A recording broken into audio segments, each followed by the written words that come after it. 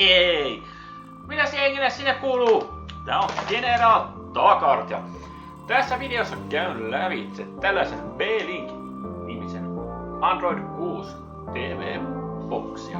Itse laite on syönyt 8 ydinprosessorin 2 GHz suorituskyvyllä. Laitteistossa on 2 gigaa muistia ja tallennustilaa mallista riippuen joko 16 tai 32 gigaa. Tästä löytyy USB-liittimiä 2 kappaletta, microSD-liitäntä, SPDIF-liitäntä, HDMI-liitäntä sekä LAN, giganen sekä VLAN ja Bluetooth. Ja kaukosäädin, joka tulee tuon purkin mukana, on hyvä pitää tallessa, sillä se on ainoa laite, millä toistaiseksi ainakin on tuon boksin saanut päälle. Jos kaukosäätimelle käy niin huonosti, että se häviää, niin peli ei ole onneksi pelattu, niin kuin tuossa vähän aikaa sitten luulin. Vain kun saat laitettua virtajohdon takaisin purkkiin kiinni sammutuksen jälkeen, niin sä saat sen päälle käyttökelvottomaksi tuon kaukosäätimen hävittämisen tai hajoamisen jälkeen. Tämä ei välttämättä mene. Itse tulin tämän laitteen hommanneeksi Smart TV korvikkeeksi. Tätä laitetta myy esimerkiksi gearbest.com ja tämä suorituskykynsä nähden kuitenkin aika edullinen laite. Eli kyseessä on siis B-Link GT1-laite ja 1. elokuuta 2016 on viimeisin pätsikin ja versio on Android 6.0.1. Joten katsotaan näistä muutamat sovellukset, miten ne toimivat. Ensimmäisenä sovelluksena Netflix, jonka uusin versio toimii huomattavasti paremmin aikaisempaa versiota nähden, jos käytät kaukosäädintä.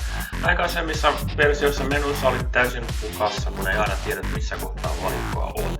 Mutta nykyinen versio toimii jo hieman paremmin, mutta en ainakaan ilman hidasta kaukosäätimen omaa hiirtä saanut valittua sarjojen jaksoja, mutta edellisenä touchpadilla se toimii todella esimerkiksi.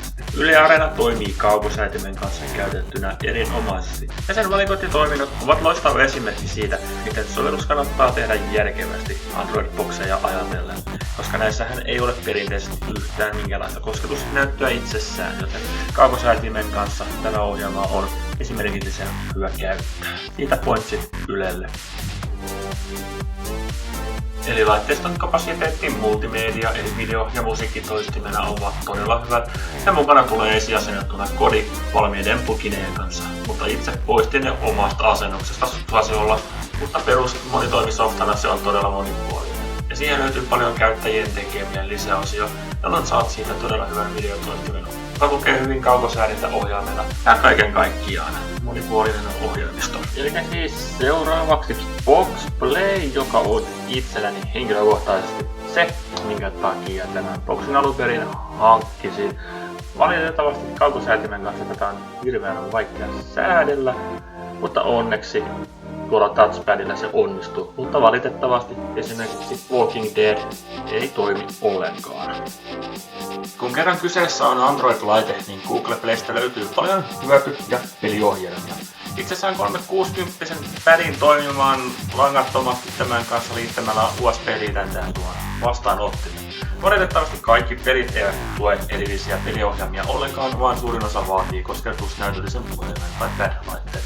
Myös Xbox 360 D-pad tuotti ongelmia, sillä vasemmalle painaen se meni sammutavalikkoon, mutta mahdollisesti Android-laitteille tarkoitetut ohjelmat saattaisivat toimia hieman paremmin. Mutta pelaamiseen tätä Box pystyy teknisesti, mutta valitettavasti tuo touchpadin kanssa pelit eivät toimineet, eivät myöskään 360 ohjelman kanssa.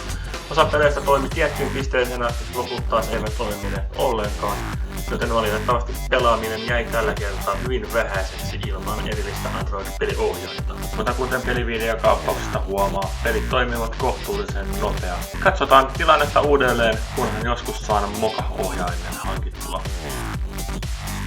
Itse tulin tämän laitteen hommanneeksi Smart TV:n korvikkeeksi.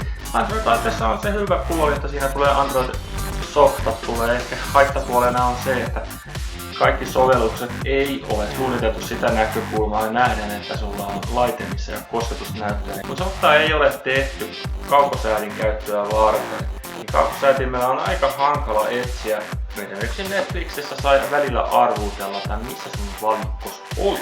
Tämä Netflix-navigointi ja navigointiongelman vuoksi hankin tämmöisen laitteen, josta löytyy oma näppäimistö ja kosketuspädi. Tämä on suorituskykynsä nähden kuitenkin aika edullinen laite ja itse multimedialaitteena eli videojen katselusta boxplaytä lukuun ottamatta olen ihan tyytyväinen.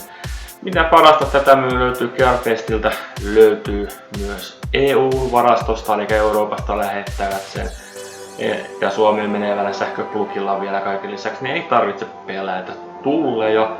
Se on General Takat tässä ja se on tavataan kun pelataan, eli pelataan kun talaa. Se on niin kuin joo, nukkumaan, tiedätte sen homman. Moi moi!